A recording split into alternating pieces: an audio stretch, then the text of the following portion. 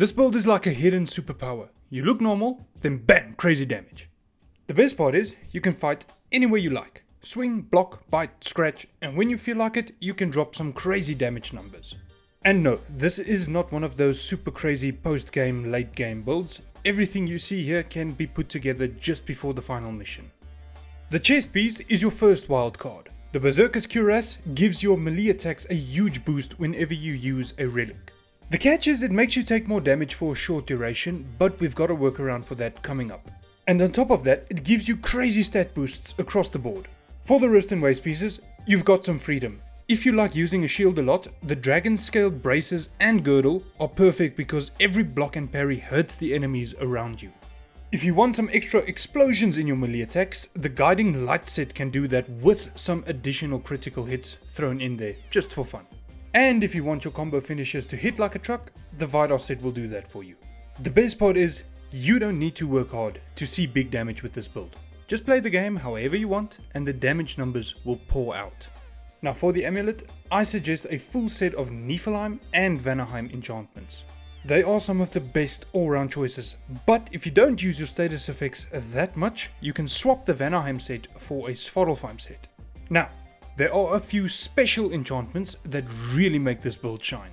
The Emblem of the Nine Realms gives you a huge damage boost during realm shifts, which works perfectly with the relic we'll be using. The Seal of Runic Storm lets you put Bifrost on enemies when you fire off 3 attacks with 3 different weapons. And finally, for kinetic resilience, this makes your elemental gauge charge up faster and makes you lose less of it when you get hit. Together, these can make your damage numbers spike whenever you want it to, like some sort of red panic button. Now, let's work on your weapons. For the Leviathan Axe, I usually go with one of 2 handles. If you just want raw strength, the Stonecutter's knob is great. But if you use realm shifts a lot, the Grip of the Nine Realms pairs perfectly with the emblem and boosts your elemental attacks on top of that through the runic stat that it has. As for runics, I'd say Njord's Tempest is best, though Wrath of the Frost Ancient is really solid if you can pull it off without getting hit. For heavy, Breath of Thalmor hits hard and stacks frost quickly. Buddy Voldy's Anvil is a great pick if you prefer something with a shorter cooldown. When it comes to the Blades of Chaos, I really like the Pommels of Undying Spark. They boost both strength and runic and they are absolutely amazing if you excessively, like myself, use the Flaming Whiplash skill a lot. But if you want to double down on buffs, the Pommels of the Nine Realms also work really well. Anyway, Hades Retribution and Rampage of the Furies are both great on the skinny side, but on the thick side, You are not funny. Atlas Eruption is a strong pick, but if you want something faster, Nemean Crush is the way to go. The Draupnir Spear also has some very strong choices. For handles, you can use the Hind of the Nine Realms for the same reasons that we have discussed, but if you want to double down on strength and defense, the Hind of the Four Winds is a solid pick. As for the light runic attacks, Mountain Splitter works really well when you are fighting groups of enemies, while the Thrust of 1,000 Soldiers is amazing for single targets. And on the heavy side, Finger of Ruin is the best option, but until you unlock the chest in Niflheim, Honor the Fallen is a great placeholder. For the shields, it's really up to your playstyle, but keep in mind, if you use the Stonewool shield, you can't parry. That means you cannot use the Rond of the Nine Realms, which is another way to stack even more damage with the Emblem of the Nine Realms. Now here's your secret weapon.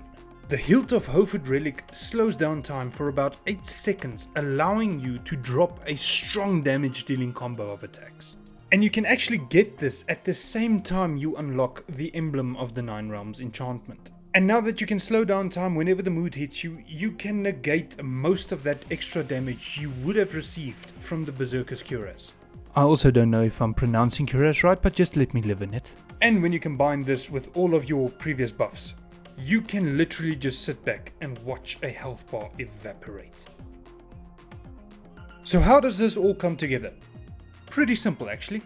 You just fight however you want, and you'll already be throwing out tons of damage without even thinking about it. But when you want to really burn through an enemy, here's what you do.